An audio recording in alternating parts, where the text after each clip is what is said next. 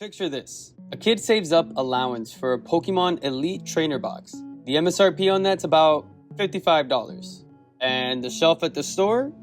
Empty. Has been for months. But the product isn't gone. It's 20 feet away, behind the counter or online. For $130 or $170 for the same box, the same cards. And here's the part that should make you angry. The seller charging triple isn't some guy with a bot farm in his bedroom anymore. It's a Fortune 500 retailer, and it's happening at strip malls. It's happening at GameStop on printed, official price tags. The Pokemon shortage is artificial. The gouging is a choice, and the only people who can end it are us.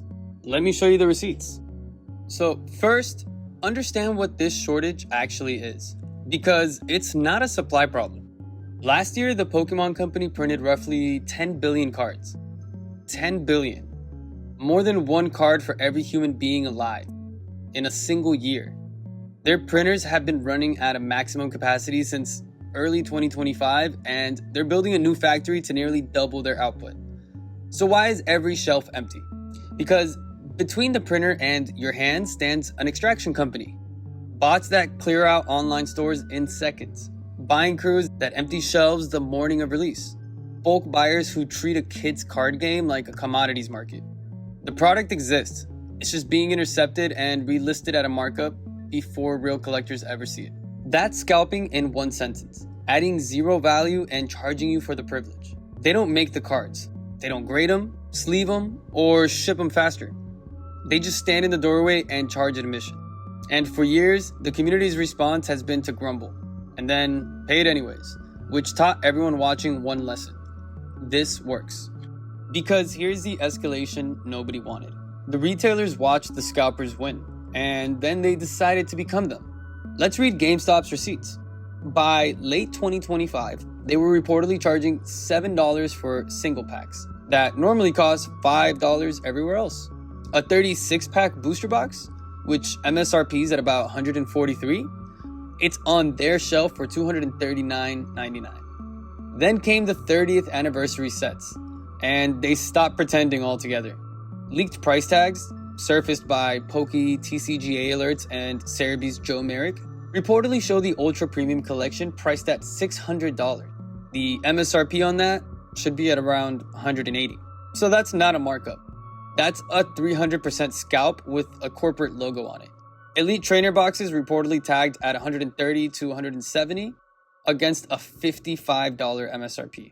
A $27 booster bundle is now $90. A $10 collection box, $30. And here's the stat that breaks my brain. Independent tracking puts average secondary market premiums, actual scalper prices, at around 30% over MSRP this year. GameStop's markups run 200% and up. You heard that right. The used game store at the mall is charging more than the scalpers. And it's not just them. Some local car shops, not all, and I'll come back to that, have quietly adopted the same playbook. They hold product behind the counter, they charge quote-unquote market prices, and then shrug. When the shops that exist because of the hobby start strip mining it, the social contract is broken. It's gotten so visible that Nintendo's own president publicly acknowledged the high price reselling problem at this year's shareholder meetings and promised countermeasures. When the suits in Kyoto are talking about your local shelf prices, it's officially a crisis. Now, let's be clear about the stakes, because just don't buy it misses what's dying here. Trading card games survive on new players, mostly kids. A kid who can't get a $4 pack at a fair price doesn't become a collector. They leave, and the hobby's future leaves with them. Every game that lets speculators price out players, and there's a graveyard of them, are hollowed out from the bottom. What's left when players leave is a casino. Grown adults ripping packs for chase cards on live streams while the actual game withers. The cards stop being toys and become lottery tickets. We watched this exact movie with sneakers. When the flippers took over, the culture died, and the crash followed. And in Japan, look how far this has gone. Starting this August, buying certain Pokemon products will require government ID verification. Some shops literally snip packs open so they're worthless to resell. When stores are cutting their own product and checking IDs like it's airport security or children's trading cards, The parasites have won way too much ground. So here's the part that actually matters. Because scalping has exactly one weakness. It's a bet.